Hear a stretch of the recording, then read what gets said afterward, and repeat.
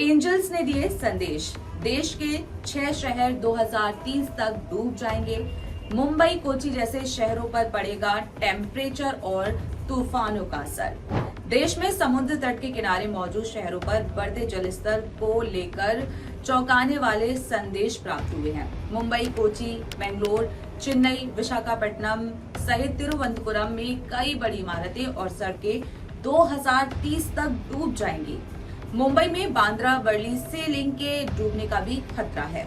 सरकार ने शहरों के समुद्री किनारे के लिए एक हाई रेजोलेंस डिजिटल मॉडल तैयार किया है। इसके बाद जल स्तर और बाढ़ को मापने के लिए एक मैप भी तैयार किया गया है। आईपीसीसी के अनुमान से बताया जा रहा है कि 2030 तक भारत के चारों ओर समुद्र का जल स्तर काफी बढ़ जाएगा।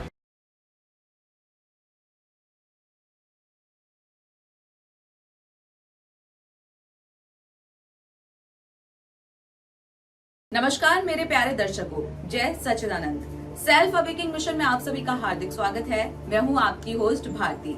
सेल्फ अवेकिंग मिशन परिवार के सभी दर्शकों को मेरा प्रणाम। आप लोगों के कमेंट्स आ रहे थे कि काफी सारे लोगों ने एंजल प्रेडिक्शन की सीरीज को काफी पसंद किया है।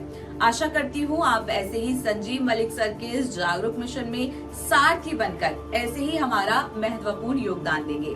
ये कारवां ऐसे ही आगे बढ़ता रहे, श्री गुरु महाराज जी की कृपा से। आप सभी श्रोताओं को सेल्फ अवेकिंग मिशन परिवार से जुड़ने के लिए धन्यवाद। अगर आप भी हमारे ग्रुप से जुड़ना चाहते हैं, सेवा करना चाहते हैं, तो नीचे लिंक पे क्लिक करके आज ही सेल्फ अवेकिंग मिशन परिवार से जुड़े। 2030 में नॉर्थ इंडियन ओशन का जल स्तर 1 फीट बढ़ेगा। जलवायु परिवर्तन को लेकर मिनिस्ट्री ऑफ अर्थ साइंसेस ने कहा है कि नॉर्थ इंडियन ओशन के जल स्तर में साल 1874 से 2004 के दौरान हर साल 1.06 से 1.75 मिलीमीटर की रेट से बढ़ोतरी देखी गई है। वहीं 1993 से 2017 के दौरान हर साल 3.3 मिलीमीटर का इजाफा हुआ।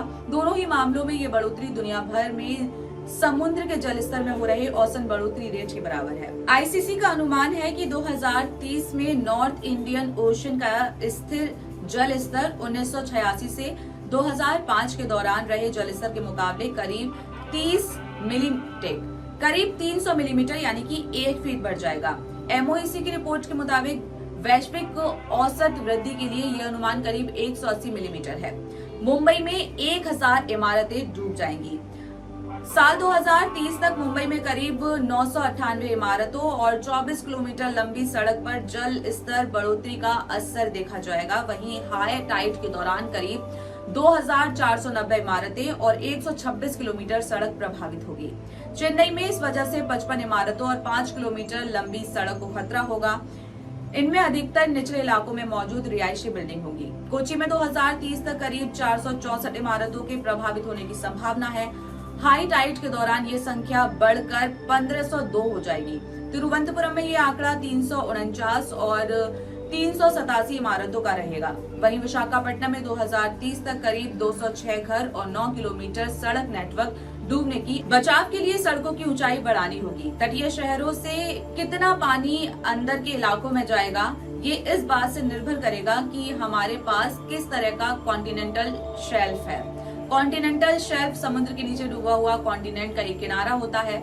जल स्तर में बढ़ोतरी का असर अलग अलग इलाकों में अलग अलग होगा। जलवायु परिवर्तन सबसे अहम कारण। Indian institute of tropical meteorological department के जलवायु वैज्ञानिकों ने बताया है कि तटीय शहरों के डूबने का एकमात्र फैक्टर समुद्र के जल स्तर में इजाफा ही नहीं है, बल्कि तटीय इलाकों में रहने वाले लोग पहले से ही जलवायु परिवर्तन का खामियाजा भुगत रहे हैं। मौजूदा समय में चक्रवात, तूफान और भारी बारिश की घटनाएं बढ़ रही है। ये तटीय बाढ़ का कारण बन रही है। पिछले 4 दशक में पश्चिमी तट पर चक्रवात में 52% का इजाफा हुआ है। 1950 के दशक के मुकाबले भारी बारिश में 3 गुना बढ़ोतरी देखी गई है। 2030 तक वैश्विक तापमान परिवर्तन 2 डिग्री सेल्सियस के करीब होगा। इसके बाद चक्रवात और भारी बारिश से और भी तेजी आएगी। समुद्र के जल स्तर में बढ़ोतरी और इन सभी घटनाओं से तटीय बाढ़ भी आ सकती है, जिसका असर एक बड़े इलाके पर पड़ेगा। हमें इन घटनाओं पर तत्काल निगरानी और स्टडी करने की जरूरत है ताकि आपदा के समय चेतावनी के लिए हर सिस्टम तैयार किया जा सके। दुनिया में कई ऐसी जगह हैं जिनके बारे में कहा जा रहा है कि ये जगह 21 सदी के आखिरी तक जल प्रलय से प्रभावित हो सकती है। इनमें मालदीव, इटली जैसी जगहें हैं जहां के शहरों की समुद्र में डूबने की संभावना आने वाले समय के लिए बढ़ चुकी है। दुनिया कब और कैसे खत्म होगी, ये सवाल हम अक्सर एक दूसरे से करते हैं। कोई कहता है हर तरफ महामारी फैल रही होगी, तो कोई कहता है कि धीरे धीरे अधर्म इतना फैलेगा कि विश्व की हर एक चीज का सर्वनाश होता चला जाएगा। लेकिन एक चीज है जिसका डर हर किसी को अभी से सताने लगा है। हम बात कर रहे हैं दुनिया के उन समुद्री क्षेत्रों के बारे में जो जलवायु परिवर्तन से काफी जोखिम भरी हो चुकी है। साथ ही समुद्र का बढ़ता स्तर भी वैज्ञानिकों के लिए चिंता का कारण बन चुका है।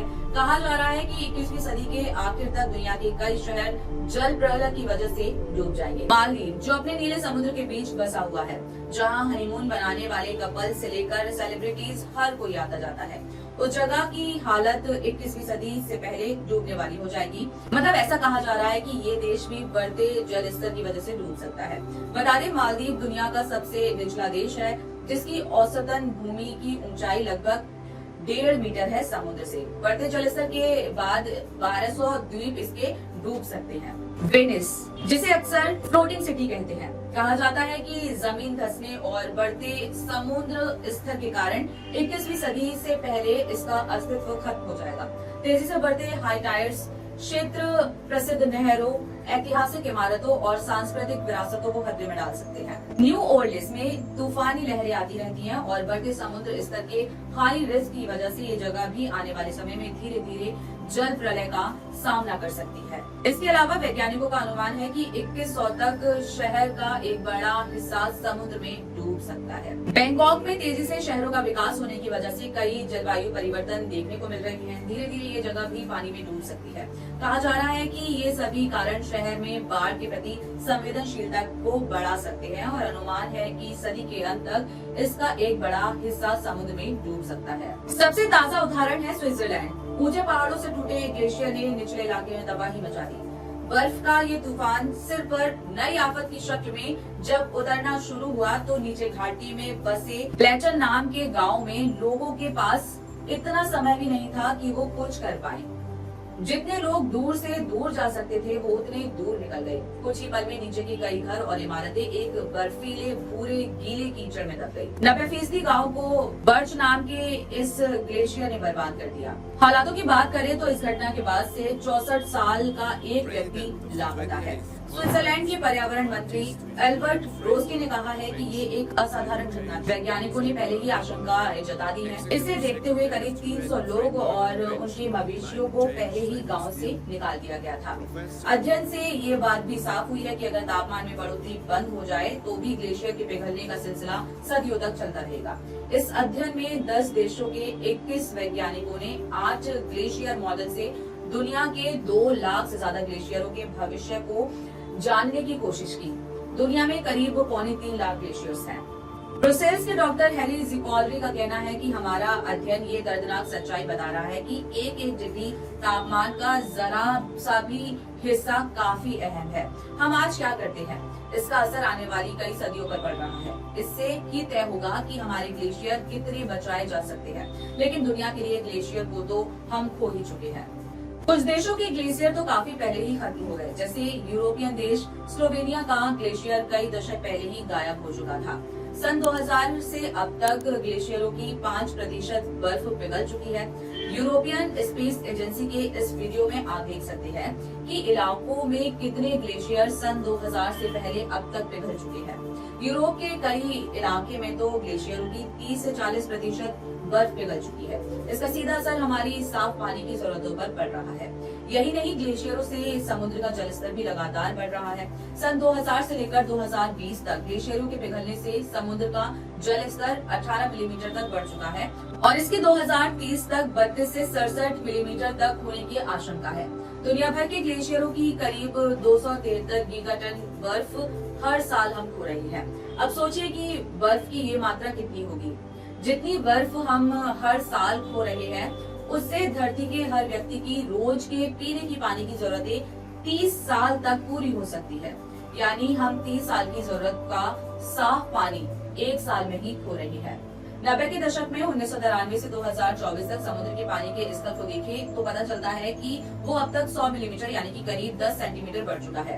वर्ल्ड इकोनॉमिक फोरम द्वारा जारी मार्च 2025 की एक ताजा रिपोर्ट में अमेरिकी अंतरिक्ष एजेंसी नासा के हवाले से ये नतीजा सामने आया है कि रिपोर्ट के मुताबिक 1890 में समुद्र का जल स्तर 21 से 24 सेंटीमीटर बढ़ चुका है, जो इतिहास के सबसे पहले कालखंडों में बहुत ही ज्यादा है। हालात इतने खराब हैं कि इंडोनेशिया अपनी राजधानी ही बदल रहा है। जकार्ता की जगह नुसंतारा को नई राजधानी बनाया जा रहा है, जो बोर्निया के पूर्वी तट पर स्थित है। साफ है, हमारी आज की जीवन शैली हम पर भारी पड़ने जा रही है। ऊर्जा यानी कि एनर्जी का अंधाधुंध इस्तेमाल हमारी दुनिया को एक ऐसे मोड़ पर ले गया है जहां से लौटना दिन ब दिन मुश्किल होता जा रहा है।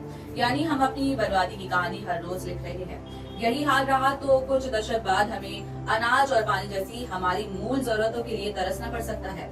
दिव्य शक्तियां, हमारे स्पिरिट एंजल्स हम सबकी भलाई चाहती है। आने वाला समय बहुत बुरा है, लेकिन इससे डरने की जरूरत नहीं है। हमें बस एंजल्स जो बताते हैं उनको फॉलो करना चाहिए।